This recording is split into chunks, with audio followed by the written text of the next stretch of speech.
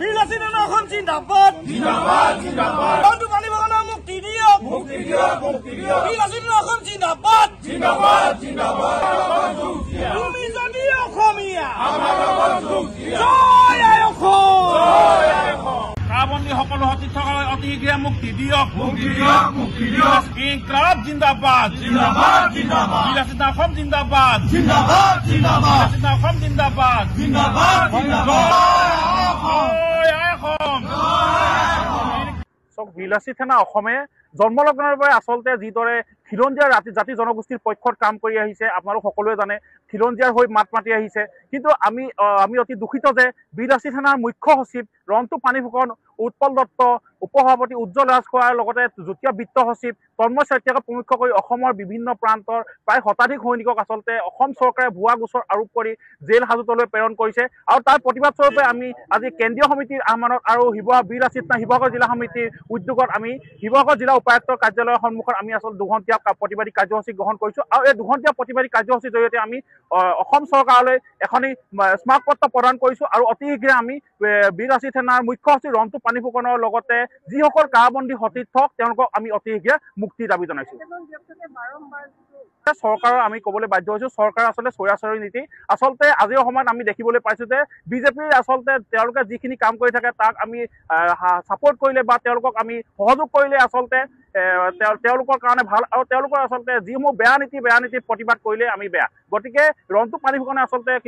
জুবিন গাৰ্গৰ ন্যায় বিচাৰিছিল আৰু তাৰ ন্যায় বিচৰা প্ৰতিবাদৰ ফলস্বৰূপে আচলতে আজি তেওঁ আজি ইখন কাৰাগাৰৰ পৰা সিখন কাৰাগাৰলৈ আচলতে যাবলৈ লগা পৰিছিল চাওক বিলাসী চেতনা অসমে যেতিয়াৰ পৰা জন্ম হৈছে খিলঞ্জীয়া মানুহৰ সুৰক্ষাৰ স্বাৰ্থত কাম কৰি আহিছে যাতে অসমত খিলঞ্জীয়া ভূমিপুত্ৰ মানুহসকলে দ্বিতীয় শ্ৰেণীৰ নাগৰিকতে থাকিবলগীয়া পৰিৱেশ এটা যাতে নহয় তাৰ কাৰণে বিলাসী চেতনা অসমে সদায় কাম কৰি আহিছে অসমৰ যাতে ৰাজনৈতিক ক্ষেত্ৰত হওক অৰ্থনৈতিক সাংস্কৃতিক বৌদ্ধিক সকলো ক্ষেত্ৰত যাতে অসমৰ খিলঞ্জীয়া মানুহৰ আধিপত্য থাকে তাৰ কাৰণে বিলাসী চেতনা অসমে কাম কৰি আহিছে আৰু সেই কাম কৰিবলৈ যাওঁতেই আমাক চৰকাৰে বিভিন্ন ধৰণৰ কেন্দ্ৰীয় নেতৃবৰ্গ ৰন্তু পানীফুকন ডাঙৰীয়াকে ধৰি উৎপল দত্ত উজ্জ্বল ৰাজখোৱা তন্ময় শইকীয়াকে ধৰি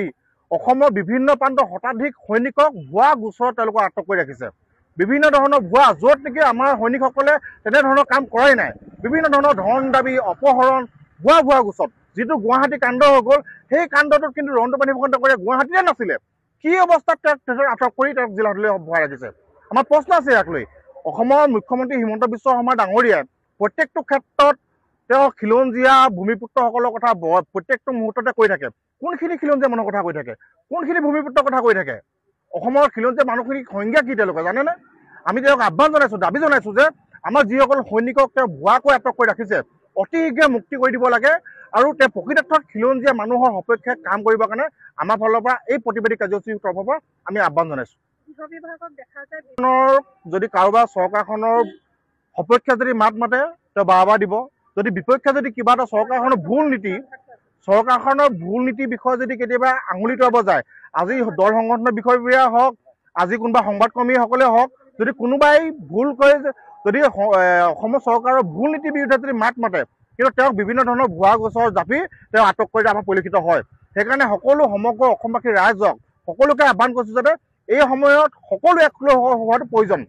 যোৱাকালি NKTV সন্মানীয় সংবাদ কৰ্মীজনক ভাবুকি প্ৰদান কৰিছে কাইলৈ বেলেগ এজনক কৰিব আজি বিবেচনা কৰিছে কাইলৈ বেলেগ এটা সংগঠন কৰিব সকলোকে যদি দমন নীতিমূলক ভাৱে সকলো অসমৰ খিলঞ্জীয়া মানুহৰ আধিপত্যত একেবাৰে নাইকিয়া কৰিব বিচাৰিছে সেইকাৰণে হিমন্ত বিশ্ব শৰ্মা ডাঙৰীয়াক কৈছোঁ খিলঞ্জীয়া মানুহৰ কথা প্ৰত্যেকটো মুহূৰ্তত ভাষণত কৈ থাকে কোনখিনি খিলঞ্জীয়া মানুহৰ বিষয়ে কয় তাক কিন্তু অসম